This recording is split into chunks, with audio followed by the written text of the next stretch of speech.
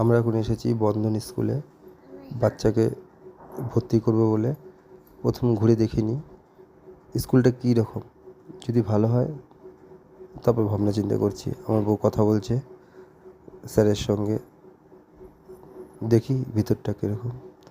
ছেলে তো খুবই খুশি দেখে, এইটা দেখছে ওটা দেখছে, ও তো খুবই ভালো লেগেছে।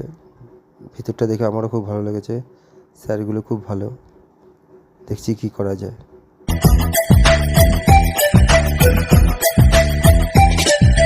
ছোট ছোট ফুলে ফুলে ভরে গেছে আমাদের মনে এই বাগান।